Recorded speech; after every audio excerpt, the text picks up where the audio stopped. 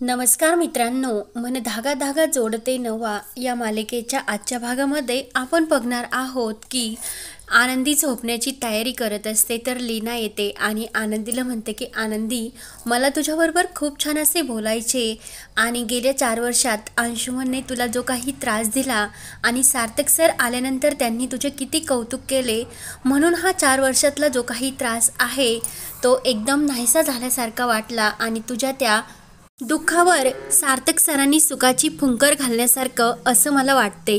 आनंदी म्हणते की वहिनी, तुला नेमकं काय म्हणायचे ग? तर लगेच लीना म्हणते की अगं, सार्थक सरांचं आपल्या कुटुंबाशी जोडणं जाणं हा एक खूप मोठा योगच आहे।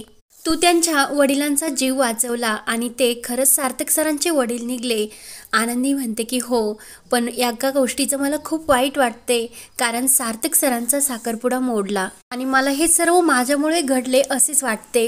लीना म्हणते की आनंदी, असला विचार तू करू नको, खरं तर देवाच्याच मनात नव्हते आणि ती जोडीच विजड होती असं, आणि सार्थक सरांच्या जोडीला मी दुसरेच कुणाला तरी बघते। आनंदी म्हणते की कुणाला? तर लीना म्हणते की खरं तर सांगायचं की सार्थक सरांना तुझ्यासारखी जोडीदार मिळायला हवी होती। आनंदी म्हणते की वहिनी, काहीतरी काय बोलते? तर लगेच लीना म्हणते की अगं आनंदी, तुला नसेल वाटेत, पण मी सार्थक सरांच्या डोळ्यात तुझ्याविषयी असलेलं प्रेम आणि आपुलकी बघितले। आनंदी म्हणते की तसं काही नाही, सार्थक सरांचं त्यांच्या स्टाफवर खूप प्रेम आहे आणि ते सर्वांची काळजी आणि हे करतच असतात, आणि तसं तर मी त्यांच्या बाबांचा सुद्धा जीव वाचवला, म्हणून सार्थक सरांना तसं वाटत असेल। तर आनंदी लीनाला म्हणते की मी बाबांनी गोळ्या घेतले की नाही ते बघून येते, म्हणून आनंदी अण्णांकडे जाते। तर लीना मनात म्हणत असते की आनंदी, तुला वाटत नसेल, पण माझ्या मनाला ते वाटते आणि बऱ्याच वेळा मी जे काही माझ्या मनाला वाटले ते खरं झालेले आहे, आणि आता बघू आपण ही गोष्ट पण खरी होती की नाही। इकडे सार्थक आपल्या डायरीमध्ये आनंदीचा विचार करत आपले डोळे मिटतो आणि त्याच्यासमोर पुन्हा आनंदी येते। तर सार्थक मनाशी म्हणतो की असे का होते, मला कधीच कुणाबद्दल असे होत नव्हते, पण यांच्याबद्दल वेगळीच काहीतरी फिलिंग्स निर्माण होते आणि यांच्याशी खूप काही बोलावे तरी कमीच वाटते, आणि त्या माझ्या सोबत असल्या की मला पावसात भिजावेसे वाटते आणि खूप बोलावेसे, त्यांच्याबरोबर गप्पा करावेसे वाटतात, असे सार्थक आपल्या डायरीमध्ये सर्व लिहित असतो। आणि यांच्याबरोबर असताना सर्व जग मला गुलाबी गुलाबी वाटतात, मग यालाच प्रेम म्हणतात का? आणि खरंच हे प्रेम असू शकते, आणि खरंच मी आनंदी मॅडमच्या प्रेमात पडलो की काय, असे सार्थकला वाटत असते। आणि आनंदी बरोबरचे सर्व क्षण हे सार्थकला आठवू लागतात, आणि सार्थक पुढे लिहितो की खरंच मी आनंदी मॅडमच्या प्रेमात पडलो, म्हणून तो मनाशी खुश होतो। त्यानंतर इकडे शकू आणि आनंदी ह्या रस्त्यावरून बाजारात चाललेले असतात। तर शकू सांगत असते, आणि उमरावरचा मारुती मला नक्की पावला असे वाटते। आनंदी म्हणते की शकू, काय बोलतेस तू हे? तर शकू म्हणते की अगं, मी त्या उमरावरच्या मारुतीला म्हटलं हे फळ तुला घे आणि त्या रेशमाला कायम तिच्या कर्माचं फळ लवकरच दे, आणि तसेच घडले, म्हणून शकू खूप खुश असते।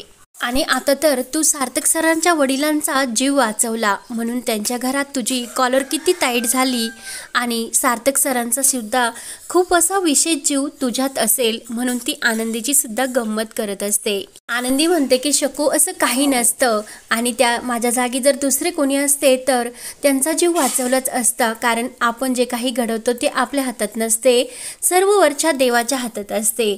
शकू म्हणते की आनंदी, तू काही पण म्हण, पण मला इतका आनंद झाला की त्या रेशमाचा खरंच खूप पचका झाला। त्यानंतर इकडे दुसऱ्या दिवशी सकाळी सार्थक आपल्या ऑफिसला येतो आणि त्याने फुलांचा बुके आणि सोनचाफ्याची फुले आणलेले असतात। तर बेनारे येतात आणि तर सार्थक विचारतो की बेनारे, आपल्या आनंदी मॅडमला सोनचाफ्याची फुलं खूपच आवडतात। बेनारे म्हणतात की आओ, आपण इतक्या दिवस त्या गोंडेवाल्या मुलीला शोधत होतो, आणि योग म्हणजे ती त्या आनंदी मॅडम होत्या, आणि त्या आपल्या कॅबिनमध्ये दररोज येत होत्याच तुमच्या समोर। तर सार्थक म्हणतो की हो, पण काही माणसं ही खरंच सोनचाफ्याच्या फुलासारखी अगदी निर्मळ असतात, आणि त्यांच्या असण्याने संपूर्ण आजूबाजूचं वातावरण हे दरवळून जातो, आणि तुमच्या आनंदी मॅडम सुद्धा तशाच आहेत। तर आनंदी हे सर्व ऐकत असते आणि खुश होते। तर सार्थक आणि बेनारे यांचे लक्ष आनंदीकडे जाते, तर लगेच सर्वजण पुन्हा खुश होतात। तर सार्थक आपल्या प्रेमाच्या हाताने आनंदीच्या हातात ती सोनचाफेची फुले देतो आणि फुलांचा बुके. आनंदी म्हणते की सर ह्याची काय गरज होती. तर सार्थक म्हणतो की आनंदी मॅडम तुम्ही माझ्यासाठी इतकं काही केलं आणि मी तुमच्यासाठी साधं आभारसुद्धा मानू शकत नाही का. नरे म्हणतात की आओ आनंदी मॅडम तुम्ही मोठ्या साहेबांचा जीव वाचवला. तर आनंदी म्हणते की ते माझे कर्तव्य होते आणि त्या बदल्यात तुम्ही सर्वांनी माझं कौतुकसुद्धा केलं, पण याची काही गरज नव्हती आणि सर खरंच मला अशी स्पेशल ट्रीटमेंट देऊ नका. तर सार्थक खुश होऊन म्हणतो की बेनारे बघितले का, कौतुक केलंसुद्धा मॅडमला हे अवघड वाटते. तर सार्थक म्हणतो की चला आता कामाला लागूया, म्हणून खुश होऊन तो आनंदीचे स्वागत करतो. त्यानंतर इकडे सुधाही आनंदीच्या घरी म्हणजे अण्णा आणि मालतीच्या घरी येते. तेव्हा सुधाला बघून अण्णा आणि मालतीचे तर होशच उडतात आणि मालती आणि अण्णा सुधाचे खूप छान प्रकारे स्वागत करतात. सुधा म्हणते की मी मुद्दाम तुमच्या घरी आले आणि आनंदीने जे काही आमच्यावर उपकार केले खरंच त्याची मी खरंच खूप ऋणी आहे. तिचेही उपकार मी कधीच फेडू शकणार नाही आणि त्या मुलीने खरंच आमच्या भावनांशी खूप असा खेळ केला होता. अण्णा म्हणतात की अहो उपकार कसले त्यात. तर सुधा म्हणते की नाही खरंच उपकारच आहे आणि त्या दिवशी आनंदी नसती तर माझी आज काय अवस्था झाली असती. बरं ते सर्व जाऊन द्या, मी तुम्हाला आमच्या घरी जेवणासाठी आमंत्रित करायला आल्याचे सांगते. अण्णा म्हणतात की अहो फोन जरी केला असता तरी आम्ही आलो असतो. सुधा म्हणते की नाही घरी येऊन आमंत्रण केलेले वेगळे असते.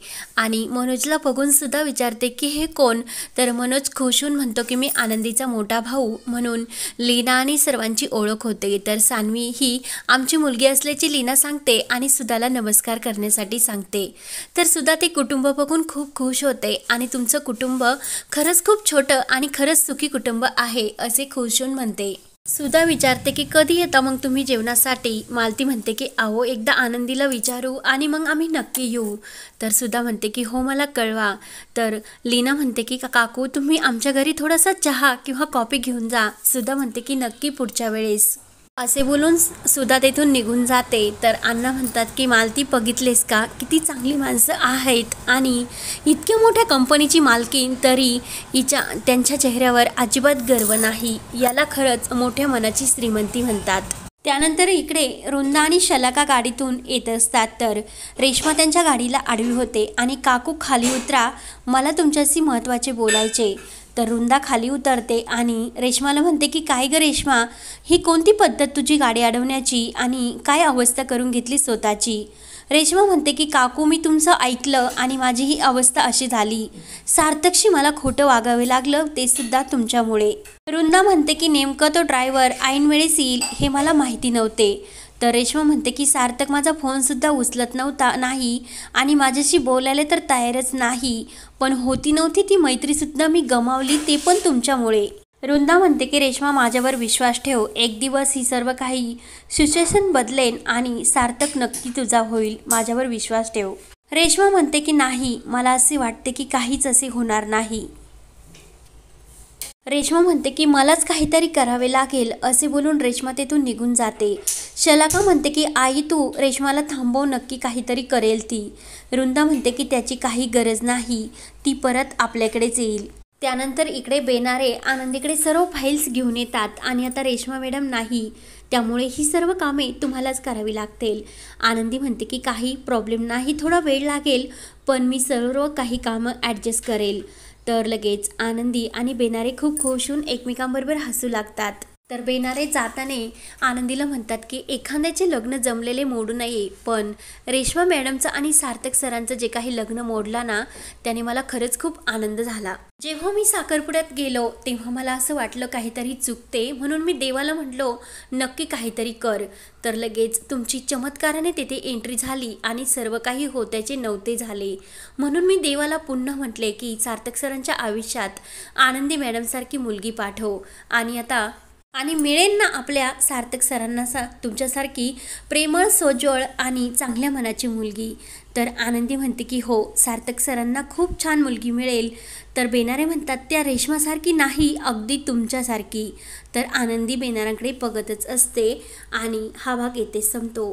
पुढील भागामध्ये जेव्हा सार्थक हा आनंदीला प्रेमाचे मैत्रीचे गिफ्ट देतो आणि त्या मैत्रीचे रूपांतर आता प्रेमात लवकरच होणार, कारण सार्थकच्या मनाने सार्थकची प्रेमाची कबुली ही आनंदीला दिलेली असते।